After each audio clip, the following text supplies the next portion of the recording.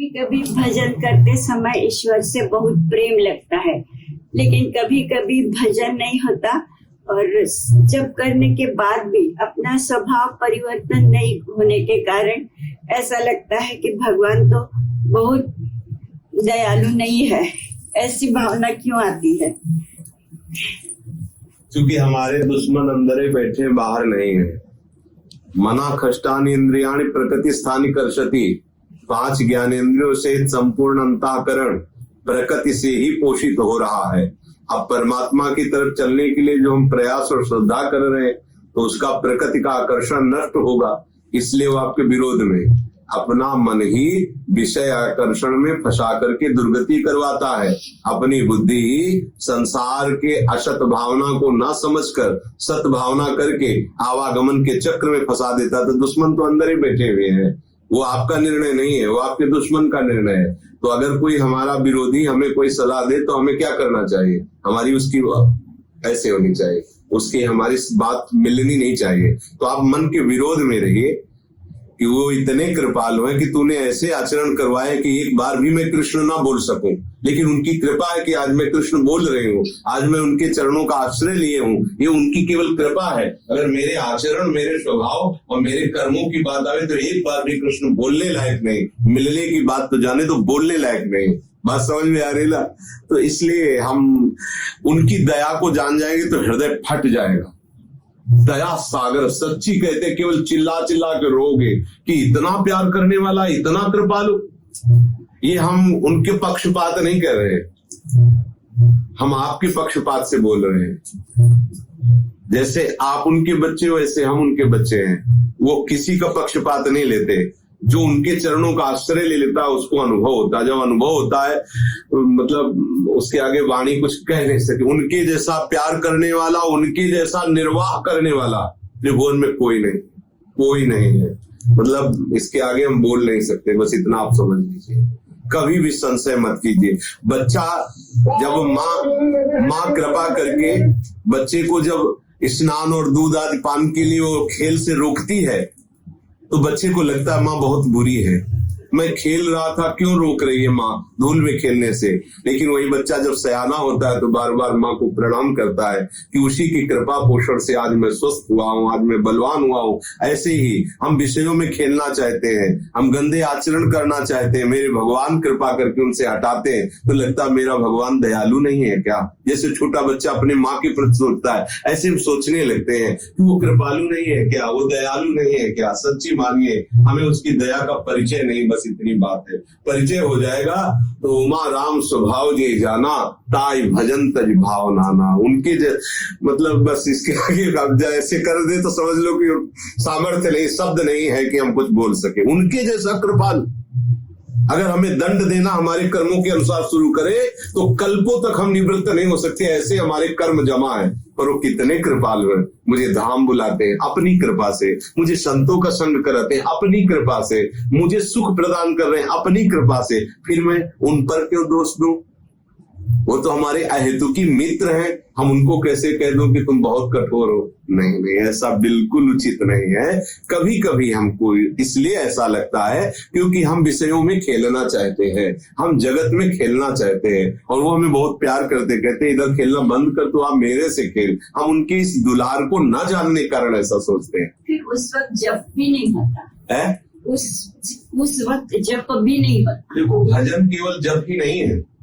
हम सोच रहे भगवान कृपालु है कि नहीं, ये भी तो भजन हो रहा है, क्योंकि उन्हीं का चिंतन होना, उन्हीं का स्मरण होना। मतलब हम नाम जप नहीं कर रहे तो हम यही सोच रहे क्या भगवान पर हमारी कृपा है, हमारे ऊपर भगवान की कृपा है, क्या भगवान हमें दुलार करते, पता नहीं करते कि नहीं करते। ये गाढ़ भजन हो रहा है, ये गाढ़ भजन हो रहा है, क्योंकि इसे चिंतन कहते हैं। हम उनके चिंतन बिना भजन के आप रह ही नहीं सकती। आप देखो ना, अगर आप सच्ची शरणागत हो तो बिना भजन, चलो हम लड़ेंगे तो किससे लड़ेंगे? हम लड़ेंगे तो किससे लड़ेंगे? मान लो आप हमारे सहारे हो, आपको गुस्सा आएगी तो पड़ोसी पे थोड़ी आएगी, मेरे पे आएगी कि आप सामर्थ्यशाली हो, आप 1 मिनट में ठीक कर सकते हो, आप क्यों नहीं ठीक कर? लड़ेंगे तो प्रभु से ही लड़ेंगे ना, नाराज होंगे तो प्रभु से ही नाराज होंगे ना, प्यार करेंगे तो प्रभु को ही करेंगे ना, क्योंकि उनके सिवा हमारा कोई है नहीं। समझ रहे ना? तो नाराज होना और प्यार से भजना, भगवान दोनों को समान भाव से लेते हैं। अगर आप उसी प्यार में भगवान से नाराज हो रहे कि आपकी ही तो माया है, आपने ही तो फंसाया है, आप अब कृपा करके क्यों नहीं मुझे मुक्त कर रहे हो, क्यों नहीं मुझे निरंतर भजन दे रहे हो, तो जैसे स्तुति को सुनते हैं ना, ऐसे ये भी सुनते हैं, ये भी वो बड़े कृपालु है। अगर भक्तों ने गालियां दी तो भगवान उसको भी सुने, बड़े कृपालु है वो।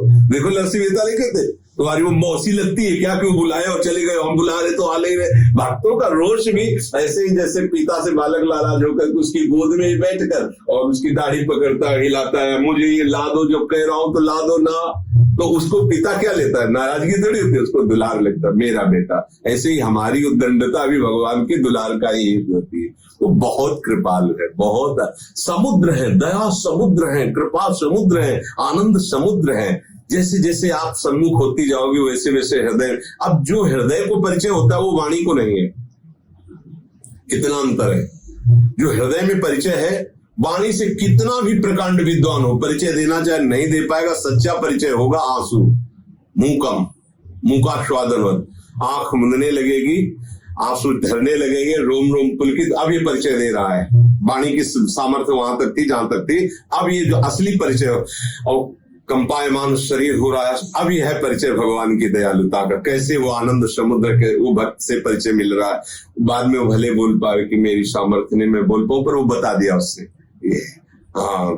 पुलकित शरीर होगा, रोमावली एकदम आनंद में डूबा हुआ। ये परिचय है हमारे प्रभु की कृपा का।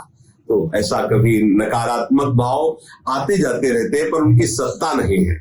नकारात्मक भाव आते हैं, कभी कभी भक्त जब लड़ते लड़ते हार जाता है तो वो प्रभु से नाराज हो जाता है। यद्यपि कमी उसकी है, तुम्हें लड़ने की जरूरत ही नहीं थी, तुम्हारे अहंकार के कारण ही तुम्हें लड़ना पड़ा है, नहीं तुम्हें लड़ने की जरूरत ही नहीं थी, पर तुम अहंकार विमूढ़ आत्मा करता हम इति मन्यते, मैं ऐसा कर सकता हूं तो लड़ो। और जब हार गया तो हारे को हरिला। अब आ गया लाइन में, प्रभु मैं किसी योग्य नहीं हूं। अब शुरू हो गया परमात्मा का असली स्वरूप। तब तक उसे परमात्मानंद की अनुभूति नहीं होती। जो उपासकों को आनंद मिलता है वो आनंद कोश से मिलता है। ज्ञान में कोश, मनो में कोश, प्राण में कोश, विज्ञान में कोश, आनंद में कोश, पंचकोश है अंदर, उससे मिलता है। अभी वो स्रोत जो आनंद समुद्र है उसका एक बार आनंद मिलेगा तो कभी घटेगा नहीं। छिन ही घटे छिन बढ़े सो तो प्रेम न होए। थोड़ी देर रो लिए, थोड़ी देर बिल्कुल विषय चिंतन चल रहा है, अभी प्रेम नहीं आया।